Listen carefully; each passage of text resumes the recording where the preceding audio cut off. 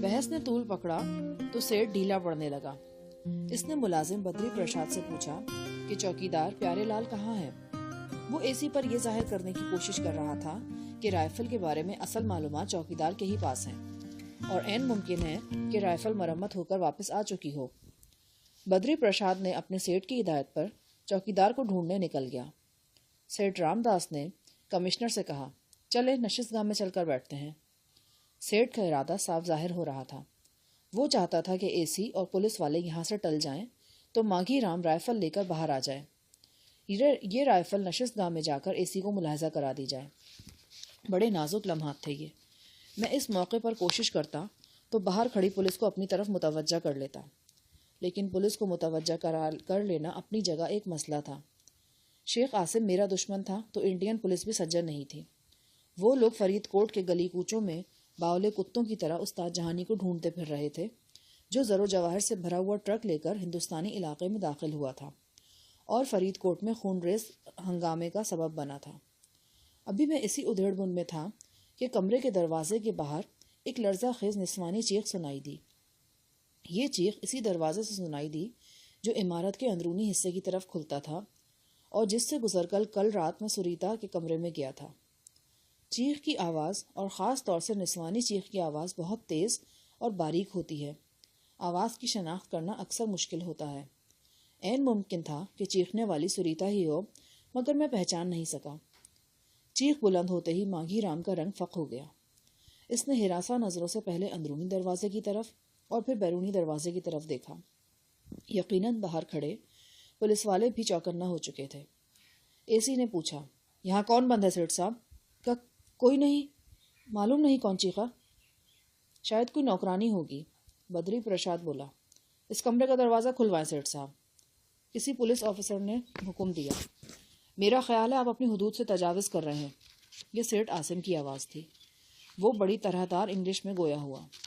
اس کی آواز اور میرے مقتول راشد بن ارشد کی آواز میں حیرت انگیز مماثلت تھی۔ آپ بیچ میں بولنے والے کون ہوتے ہیں؟ اے سی نے انگلش میں ہی شیخ عاصم سے دریافت کیا۔ میں سیٹ صاحب کا مہمان ہوں، اور نہ بھی ہوتا تو تم لوگوں کا یہ توہین آمیز رویہ برداشت نہیں کر سکتا تھا۔ بحث طول کھینچ رہی تھی اور تمام آوازیں کمرے میں سنائی دے رہی تھیں۔ صاف اندازہ ہو رہا تھا کہ پولیس کی بھاری جمعیت کوٹھی میں موجود ہے اور شیخ عاصم اور سیٹ رام داس بے حد برہم ہونے کے باوجود محتاط رویہ اختیار کرنے پر مجبور ہیں۔ آخر پولیس والوں نے کمرے پر چڑھائی کر دی۔ دروازے کو چند زوردار دھکے دیے گئے۔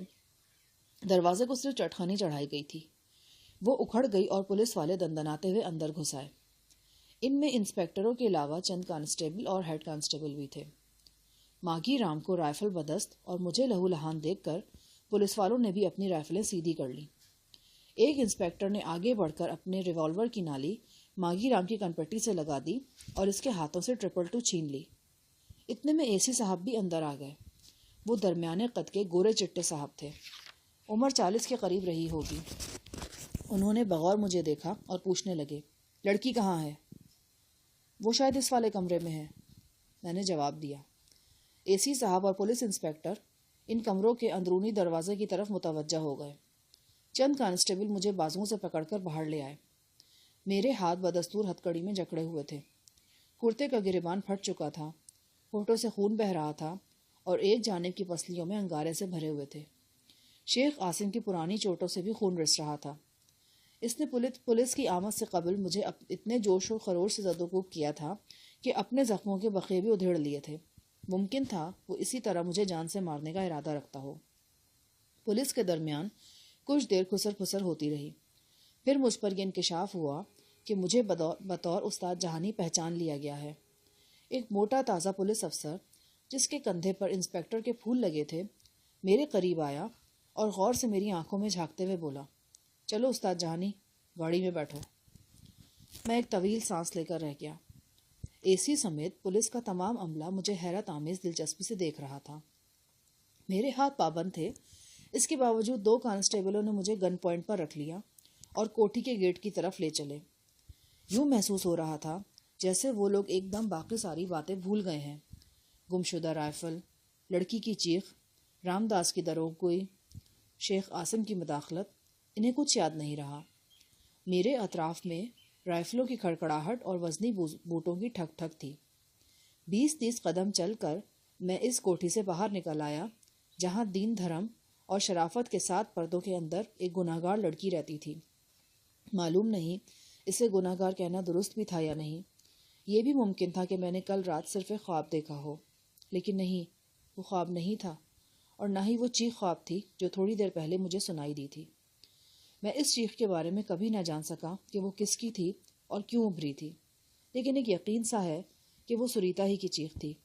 وہ کسی کونے کھدرے سے سب کچھ دیکھ رہی تھی۔ جب اس نے محسوس کیا کہ پولیس والے معتوب قیدی یعنی مجھے اس کے حال پر چھوڑ کر نشستگاہ کی طرف چلے جائیں گے، تو اس نے عورت ہونے کے حوالے سے چیخ مارنے کا حق استعمال کیا اور پولیس والوں کو سرخ جھنڈی دکھا دی۔ میں سمجھتا ہوں کہ یہ ایک لڑکی کی نہیں، فطرت کی چیخ تھی، فطرت جو کسی حال میں پابند نہیں ہوتی اور ظلم و جبر کے خلاف ہر دور میں بغاوتوں کی پرورش کرتی رہتی ہے۔ مجھے پولیس کی ایک بند وین میں بٹھا دیا گیا۔ میرے ارد گرد رائفلوں کا پہرا تھا۔ ایک جیپ میں اے سی صاحب و 2 عدد افسران کے براجمان ہو گئے۔ وین کے عقب میں پولیس کی ایک اور گاڑی موجود تھی۔ انڈیا میں داخل ہونے کے بعد یہ پہلا موقع تھا کہ میں بھارتی پولیس کے ہتھے چڑھا تھا۔ میں عرصہ 5 سال سے کئی مقدمات میں ان لوگوں کو مطلوب تھا۔ یقیناً ان میں سے کئی مقدموں میں مجھے اشتہاری بھی قرار دیا جا چکا ہوگا۔ پھر تازہ بتازہ مقدمے بھی موجود تھے، جن میں اہم ترین اور حیرتناک مقدمہ اس جادوئی ٹرک کا تھا جو اپنے پیٹ میں ہفتے اقیم کی دولت سمیٹے 40 چوروں کے کسی پراسرار غار میں روپوش تھا۔ ان لوگوں کی موجیں ہو گئی تھیں۔ اب ان میں سے بیشتر کی تعریفی اسناد اور ترقیاں وغیرہ کنفرم تھیں۔ وین کی کھڑکیوں پر نیلگوں پردے کھچے ہوئے تھے۔ کچھ پتہ نہیں تھا کہ ہم کہاں کے فرید کوٹ کے کس حصے کی طرف ہم جا رہے ہیں۔ ٹریفک کی آوازوں سے اندازہ ہوتا تھا کہ ابھی ہم شہر کے بارونق علاقے میں داخل نہیں ہوئے۔ اچانک وین کی رفتار آہستہ ہوئی اور وہ سڑک کے کنارے رک گئی۔ میرے ارد گرد بیٹھے پولیس والے الرٹ نظر آنے لگے۔ میں نے گردن موڑ کر دیکھا۔ ونڈ اسکرین کی دوسری جانب سڑک کا منظر نظر آ رہا تھا، اور یہ منظر چونکا دینے والا تھا۔ وین کے آگے جانے والی جیپ کا راستہ ایک مرسیڈیز کار نے روک رکھا تھا۔ کار سے 3 مسلح پولیس والے برآمد ہوئے۔ ان کے ہاتھوں میں جدید ترین خود کار رائفلیں تھیں۔ ان کے عقب میں 2 سفید پوش نظر آتے تھے اور وہ بھی مسلح تھے۔ ایک بارو پولیس والا اسسٹنٹ کمشنر کی جیپ کے پاس جا کھڑا ہوا اور اس سے بات کرنے لگا۔ پولیس والے کے بیجز سے پتہ چلتا تھا کہ وہ ایس پی ہے۔ کسی بات پر ایس پی اور اے سی میں تلخ کلامی ہوئی۔ اسسٹنٹ کمشنر ایس پی سے بات کرنے کے لیے باہر نکلنا چاہ رہا تھا جب اچانک ایس پی کی وردی والے شخص نے ہولسٹر سے ریوالور نکال لیا۔ یہ بڑا سنسنی خیز منظر تھا۔ ایک سرکاری اہلکار دوسرے اہلکار پر اسلحہ تان رہا تھا، لیکن ابھی یہ میں منظر پوری طرح دیکھ بھی نہیں پایا تھا کہ اسسٹنٹ کمشنر کی جیپ سے خودکار رائفل کا فائر ہوا۔ ایس پی کی وردی والا لڑک کر سڑک پر گرا۔ اسی دوران میں مرسیڈیز کار کی ایک کھڑکی سے تابڑ توڑ فائرنگ ہونے لگی۔ اے سی خود کو بمشکل اس فائرنگ سے بچا سکا۔ مرسیڈیز سے نکلنے والے افراد نے حالات سنگین ہوتے دیکھے تو پھرتی سے واپس گاڑی میں گھس گئے۔ مرسیڈیز کے پہیے چرچرائے اور وہ بڑی تیزی سے بھاگ کھڑی ہوئی۔ اب یہ اندازہ لگانا دشوار نہیں تھا کہ مرسیڈیز میں سوار افراد جعلی پولیس والے تھے۔ پولیس پارٹی کی طاقت کا اندازہ لگائے بغیر انہوں نے اس کا راستہ روکنے کی کوشش کی تھی اور زبردست مزاحمت کا سامنا کر کے بھاگ کھڑے ہوئے تھے۔ ایس پی کی وردی والا سڑک پر تڑپ رہا تھا۔ ہماری وین کے پیچھے آنے والی جیپ دائیں جانب مڑ گئی۔ میں نے یہی اندازہ لگایا کہ وہ مرسیڈیز کے پیچھے گئی ہے۔ اے سی صاحب والی گاڑی اپنے سابقہ راستے پر متحرک ہو گئی۔ ہماری وین بھی اس کے پیچھے چل پڑی۔ دونوں گاڑیوں نے بڑی تیز رفتاری سے 2.5-3 میل کا فاصلہ طے کیا اور ہائی وے کو طے کر کے ایک بارونق علاقے میں داخل ہو گئی۔ میرا خیال تھا کہ ہماری منزل کوئی پولیس اسٹیشن ہوگی، جہاں پہنچ کر مجھے لاک اپ میں پھینک دیا جائے گا اور مقامی پولیس کے سخت ترین گرگے مجھے آڑے ہاتھوں لیں گے، لیکن یہ اندازے غلط ثابت ہوئے۔ تھانے کے بجائے مجھے ایک کوٹھی میں پہنچا دیا گیا اور حوالات کے بجائے ایک آرام دہ کمرے میں بند کر دیا گیا۔ کمرے میں ایک وسیع و عریض کھڑکی موجود تھی۔ اس میں جالی اور لوہے کی گرل لگی ہوئی تھی۔ گرل میں سے اس برآمدے کا منظر میں صاف دیکھ سکتا تھا۔ اسسٹنٹ کمشنر اور پولیس اور انسپیکٹروں سمیت وہاں تمام عملہ موجود تھا۔ وہ سب بہت خوش نظر آ رہے تھے۔ موٹے تازے انسپیکٹر نے اپنی ٹوپی اتار کر ہوا میں اچھالی اور اے سی کی کمر پر دھول جماتے ہوئے بولا، راجا جانی، ایک سگریٹ تو پلا ولایتی برانڈ کا۔ اے سی نے کہا، پیارے، سگریٹ تو کیا، جان بھی حاضر ہے۔ آج تو تیری کارکردگی پر قربان ہونے کو دل چاہ رہا ہے۔ موٹے انسپیکٹر نے گردن گھمائی اور مجھے گھورتے ہوئے بولا، ایسے کیا دیکھ رہے ہو جہانی صاحب؟ ہمارے سروں پر سینگ تو نہیں نکل آئے؟ میرے ذہن میں ہلچل سی مچی ہوئی تھی۔ جنہیں میں اصلی پولیس والے سمجھ رہا تھا وہ جعلی تھے۔ اس کا مطلب یہ تھا جنہیں میں جعلی سمجھ رہا تھا وہ اصلی تھے۔ میری نگاہ میں وہ منظر گھوم گیا جب ایس پی لبے سڑک تڑپ رہا تھا اور اس کے ساتھی دفاعی انداز میں فائرنگ کرتے ہوئے مرسیڈیز میں گھس رہے تھے۔ میں سر پکڑ کر بیٹھ گیا۔ عجیب کھلبلی سی مچی ہوئی تھی میرے ارد گرد، جیسے میں جہانی استاد نہ تھا، کسی کھیل میں استعمال ہونے والی گیند تھا جس پر برق رفتار کھلاڑی جھپٹ رہے تھے، ایک دوسرے سے چھیننے کی کوشش کر رہے تھے۔ معلوم نہیں اب میں کس ٹیم کے ہاتھ میں تھا۔ اچانک میری یہ مشکل آسان ہو گئی۔ میں نے ایک بونے کو دیکھا۔ وہ ہاتھ میں ٹرے لیے ایک جانب سے برآمد ہوا اور بڑی چستی سے چلتا پولیس والوں کے قریب پہنچ گیا۔ ٹرے میں شراب کی بوتلیں اور گلاس وغیرہ رکھے تھے۔ کینیا سے درآمد شدہ خوفناک بونے کو دیکھتے ہی میں سمجھ گیا کہ میں کس پارٹی کا مہمان بنا ہوں۔ لنگروال والے میلے میں مجھے کھونے کے بعد قادر زمان نے میرا پیچھا جاری رکھا تھا اور ایک بار پھر میں اس کے آہنی پنجوں میں تھا، اور قادر زمان کے پنجوں میں آنے کا مطلب یہ تھا کہ اپنے خوخار ترین دشمن شنکر کے علاوہ ابراہیم اور عیسیٰ جان وغیرہ سے بھی میری ملاقات ہونے والی ہے۔ ان نحس چہروں کو یاد کر کے میرے جسم میں پھریری سی دوڑ گئی۔ میں نے قریباً 3 گھنٹے اسی کمرے میں گزارے۔ ہر گھڑی میں توقع کرتا رہا کہ ابھی دروازہ کھلے گا اور ضلع جھنگ کے سفاک ترین جاگیردار قادر زمان کا بخار میں تپا ہوا چہرہ میرے سامنے آ جائے گا، لیکن قادر زمان وہاں نہیں آیا۔ ہاں، ایک رائفل بردار کے زیر سایہ ایک مخملی سا شخص ضرور اندر داخل ہوا۔ اس نے میری مرہم پٹی کی اور بڑی احتیاط کے ساتھ میری جامہ تلاشی لی۔ اس جامہ تلاشی میں وہ خنجر بھی برآمد ہو گیا جو اب تک میری پنڈلی سے پیوست تھا۔ شام سے تھوڑی دیر بعد مجھے کھانا دیا گیا۔ کھانے میں چاول، سبزی اور گوشت کے علاوہ دودھ بھی تھا۔ کھانا کھانے کے تھوڑی ہی دیر بعد مجھ پر غنودگی طاری ہونے لگی۔ یہ غنودگی بے وقت اور غیر متوقع تھی۔ مجھے فوراً اندازہ ہو گیا کہ کھانے میں خواب آور دوا دی گئی ہے۔ ذہن بڑی سریت کے ساتھ ایک دھندلکے میں لپٹتا چلا جا رہا تھا۔ جب کسی شخص کو یہ پتہ چلتا ہے کہ اسے دھوکے سے کچھ کھلا پلا دیا گیا ہے تو ایک عجب سی وحشت دل و دماغ کو گھیرنے لگتی ہے۔ سب سے پہلا خیال ذہن میں یہی آتا ہے کہ اب ایک بار آنکھیں بند ہو گئیں تو شاید پھر کبھی نہ کھل سکیں۔ مجھ پر بھی ایک بار بمبئی ایئرپورٹ پر یہ کیفیت گزر چکی تھی۔ یہ بہت پرانا واقعہ ہے اور اس رودات میں اس کا کوئی ذکر نہیں، لیکن قادر زمان کے گماشتوں کے ہاتھوں خواب آور دوا کھانے کے بعد مجھے کسی طرح کی تشویش لاحق نہیں ہوئی۔ میں جانتا تھا اس غنودگی کے نتیجے میں سو سکتا ہوں، بے ہوش ہو سکتا ہوں، لیکن مر نہیں سکتا۔ قادر زمان گیس کے کارندے سوچ بھی نہیں سکتے تھے کہ مجھے کوئی مہلک شے کھلائیں۔ میری زندگی ان سب کے نزدیک ان کی اپنی زندگیوں سے بھی زیادہ عزیز ہو چکی تھی۔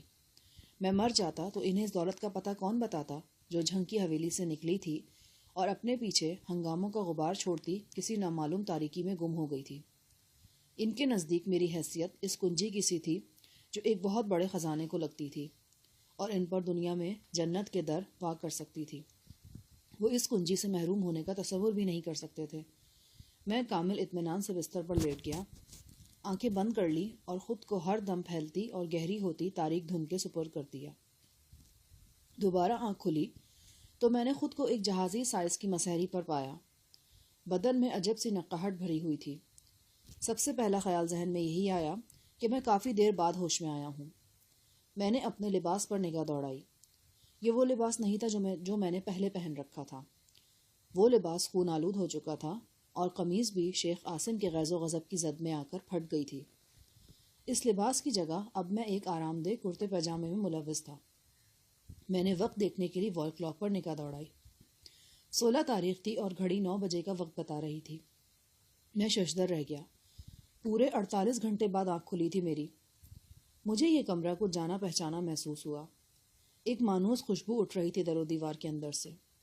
میرے عین سامنے ایک کھڑکی تھی، اس میں مختلف رنگوں کی شیشے لگے ہوئے تھے، فرش پر قالین بچھا ہوا تھا۔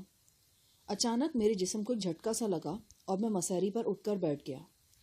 شدید حیرت کے عالم میں اپنے ارد گرد دیکھنے لگا۔ کچھ دیر کے لیے اپنی نگاہوں پر مجھے یقین نہیں آیا۔ میں ایک جانی پہچانی جگہ پر تھا۔ اٹک جیل میں زخمی ہونے اور جاگیردار قادر زمان کے ہاتھوں اغوا ہونے کے بعد میں اسی کمرے میں پہنچا تھا۔ ہاں، یہی کمرہ تھا جس میں سیاہ رنگت والی پری پیکر نجو سے میری پہلی ملاقات ہوئی تھی۔ میرے ہاتھوں جہنم واصل ہونے سے پہلے پہلوان شہباز اسی کمرے کے ارد گرد رائفل بدست دندنایا کرتا تھا۔ میں نے اس کمرے میں کئی ہفتے گزارے تھے اور پھر صحتیاب ہو کر ایس پی ساہی صاحب کو قتل کرنے کے لیے نکل کھڑا ہوا تھا۔ ایک دم مجھے یہ خوشگوار احساس ہوا کہ میں پھر پاکستان میں ہوں، جیسے کسی دیوزاد نے مجھے نیند کی حالت میں ہتھیلی پر لٹایا تھا اور پلک جھپکتے میں فرید کوٹ سے کوسوں دور بھکر کی اس عالیشان حویلی میں پہنچا دیا تھا۔ شاید میں نے اپنی آنکھوں کو ملنے کے لیے ہاتھوں کو حرکت دینا چاہی تھی، لیکن ہاتھوں نے حرکت کرنے سے انکار کر دیا۔ اسی وقت مجھے پتا چلا کہ ہاتھ بدستور پشت پر بندھے ہوئے ہیں، لیکن اب ان میں ہتھ کڑی کی جگہ نائلون کی مضبوط رسی تھی۔ اسی رسی کی ایک بندش میرے پاؤں میں بھی نظر آ رہی تھی۔ رسی کو کئی بل دے کر بڑی مہارت سے گرہ لگائی گئی تھی۔ اس کے ساتھ ہی مجھے یہ احساس ہوا کہ میرا منہ غیر معمولی طور پر کھلا ہوا ہے۔ میں خود کو اس مقام پر پا کر حیران ضرور ہوا تھا، مگر میرا منہ کے کھلا ہونے کا میری حیرت سے کوئی تعلق نہیں تھا۔ میرے منہ میں کوئی رومال قسم کی شے ٹھوسی ہوئی تھی اور اسے منہ کے اندر رکھنے کے لیے اوپر سے ایک پٹی باندھ دی گئی تھی۔ میں نے سر کو تکیے کے اوپر گھسنا شروع کیا۔ جلد ہی گرہ کھسک گئی اور میرے منہ پر بندھی ہوئی پٹی کھل گئی۔ میں نے زبان کو حرکت دے کر منہ میں ٹھسا ہوا کپڑا باہر نکال دیا۔ میرے کانوں میں کچھ ملی جلی آوازیں پڑ رہی تھیں۔ یوں لگ رہا تھا کہ بہت سے لوگ وہاں بیٹھے باتیں کر رہے ہیں، برتن کھنک رہے ہیں اور سریلے قہقہے ڈوب ابھر رہے ہیں۔ شاید حویلی میں کوئی تقریب برپا تھی۔ کمرے کی واحد کھڑکی پر پردہ کھچا ہوا تھا اور یقینی بات تھی کہ دروازہ بھی اندر سے ہی بند ہوگا۔ اچانک مجھے غزالہ کا خیال آیا اور رگوں پہ میں کرب کی ایک لہر دوڑ گئی۔ ایک اذیتناک سوال ذہن میں ابھرا، کیا میں غزالہ کو ہندوستان میں چھوڑ آیا ہوں؟ وہ میری پناہ اور میری حفاظت میں تھی۔ میں اسے درختوں کے جھنڈ میں چھوڑ کر سفیر احمد کی لاش دیکھنے کے لیے پائپ کے دہانے کی طرف روانہ ہوا تھا۔ اس کے بعد سب کچھ میرے اختیار سے باہر ہو گیا تھا اور میں شیخ کے ہتے چڑھ کر ہندو سیٹھ رام داس کی کوٹھی میں پہنچ گیا تھا۔ میں نے بستر پر لوٹ لگائی اور اٹھ کھڑا ہوا۔ فراک جم کے انداز میں اچھلتا ہوا میں کھڑکی تک پہنچا۔ کھڑکی کے قریب ہی سوئچ بورڈ تھا۔ میں نے کندھے کی مدد سے لائٹ کا سوئچ آف کر دیا۔ کمرے میں جلتا ہوا زیرو پاور کا نیلگوں بلب بجھ گیا اور تاریکی چھا گئی۔ میں نے کھڑکی کا پردہ دانتوں سے بآہستگی کھینچا۔ باہر کا منظر میری نگاہوں کے سامنے آ گیا۔ اس منظر کی چمک دمک دیکھ کر آنکھیں خیرہ ہونے لگیں۔ میری حالت اس گول آنکھوں والے شب بیدار پرندے کی سی تھی جسے پکڑ کر اچانک دھوپ میں بٹھا دیا گیا ہو۔ کمرے سے باہر برآمدے کا ایک حصہ نظر آ رہا تھا اور اس سے آگے مہمان خانے کے وسیع و عریض احاطے پر نگاہ پڑتی تھی۔ یہ احاطہ ایک سبزہ زار کی شکل میں تھا۔ اس وقت یہ سبزہ زار سینکڑوں ہزاروں چھوٹے چھوٹے قمقموں کی روشنی میں جگمگا رہا تھا۔ سبزے کے مخملی تختوں پر کرسیاں بچھی ہوئی تھیں۔ ان میزوں پر خوردنوش کے لوازمات تھے اور کرسیوں پر حسین و جمیل لوگ زرق برق لباس پہنے براجمان تھے۔ ان باجمال اور خوش لباس مہمانوں کے درمیان سفید بے داغ وردیوں والے بونے خدمتگار چکراتے پھر رہے تھے۔ سبزہ زار کا جو حصہ میری نگاہوں کے سامنے تھا، اس پر کم و بیش 100 مہمان موجود تھے۔ یقیناً ابھی بہت سے لوگ میری نگاہوں سے اوجھل تھے۔ اچانک میری نگاہ قادر زمان پر پڑی۔ وہ ایک شاندار سفید شیروانی میں ملوث تھا۔ شیروانی کی جیب میں سرخ رومال لگا ہوا تھا۔ اس کے ہاتھوں کی قیمتی انگشتریاں اتنے فاصلے سے بھی اپنی چمک دمک دکھا رہی تھیں۔ سلیم شاہی جوتا ایسا تھا کہ لگتا تھا پاؤں سے 2 سورج لپٹے ہوئے ہیں۔ اس سج دھج نے اس کی باروب شخصیت کو کچھ اور نکھار دیا تھا۔ پھر مجھے قادر زمان کے پہلو میں ایک لڑکی نظر آئی۔ وہ جیسے سرتاپا چاندی میں لپٹی ہوئی تھی۔ بڑی زبردست میچنگ تھی اس کے لباس اور بناؤ سنگھار میں۔ اس نے ایک سفید ریشمی لباس پہن رکھا تھا۔ اس لباس پر نقرئی تاروں سے نقش و نگار بنے ہوئے تھے۔ سفید جوتا، سفید دوپٹہ اور آبدار موتیوں کا نقرئی زیور. اپنے سیاہ بالوں اور سرخ ہونٹوں کے سوا وہ سفید ہی سفید نظر آ رہی تھی. اس کی گود میں ایک بچہ تھا. یہ چھوٹا سا بچہ غالباً چند ہفتے کا تھا. ارد گرد موجود مہمان بڑی دلچسپی اور محبت سے بچے کو دیکھنے لگے. کسی نے اس کے ہونٹ چھوئے، کسی نے گال چوما، کسی نے مسخرہ پن کر کے اسے ہنسانے کی کوشش کی. ایک لمبے تڑنگے چودھری نما شخص نے واسکٹ کی جیب سے 100 کے بہت سے نئے نوٹ نکالے اور بچے کے سر پر سے گھما کر ایک غریب صورت بڑھیا کے حوالے کر دیے. میرے ذہن میں جھماکا سا ہوا. غزالہ نے مجھے قادر زمان کے باپ بننے کی خبر سنائی تھی. قادر زمان کی سب سے چھوٹی بیوی ترنم کا سنگین کیس غزالہ نے ڈیل کیا تھا اور اپنی شبانہ روز توجہ اور لگن سے زچہ بچہ کو موت کے منہ سے نکال چھینا تھا. اس احسان کا بدلہ قادر زمان نے یوں چکایا تھا کہ غزالہ کو شنکر کے حوالے کر دیا تھا. یقیناً یہ قادر زمان کے بچے کا جشن ولادت تھا. وہ خوشی سے پھولا نہیں سما رہا تھا. اس کے راجپاٹ کو وارث مل گیا تھا. اس جاگیر کو جاگیردار نصیب ہوا تھا. یہ مسرت کا موقع نہ جانے کتنے برسوں بعد آیا تھا. قادر زمان مہمانوں کے پاؤں تلے نوٹوں کا فرش بچھاتا، ان کو سونے کے نوالے کھلاتا اور آب حیات سے ان کی تواضع کرتا تو بھی کم تھا. پھر میری نگاہوں کے فریم میں چند خوبرو لڑکیاں داخل ہوئیں. وہ حلیے سے رقاصائیں نظر آتی تھیں، لیکن جب وہ بولی تو پتہ چلا کہ وہ ہجڑے ہیں. انہوں نے اپنی پھٹی ہوئی آوازوں میں دعائیہ گیت گانے شروع کر دیے اور آگے بڑھ بڑھ کر بچے کی بلائیں لینے لگی. لمبے تڑنگے چودھری نما شخص نے ایک بار پھر واسکٹ کی جیب میں ہاتھ ڈالا اور 100 کے درجنوں نوٹ ہجڑوں پر نچھاور کر دیے. اتنے میں دروازے پر کھٹپٹ ہوئی. میں قالین پر بے آواز اچھلتا واپس آیا اور بستر پر دراز ہو گیا. کھٹ پٹ کچھ دیر بعد معدوم ہو گئی.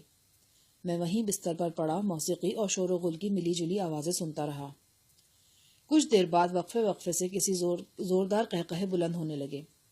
مجھے اندازہ ہوا کہ یہاں کسی ویرائٹی شو کا اہتمام بھی کیا گیا ہے. غالباً کوئی کامیڈین اپنا آئٹم پیش کر رہا تھا.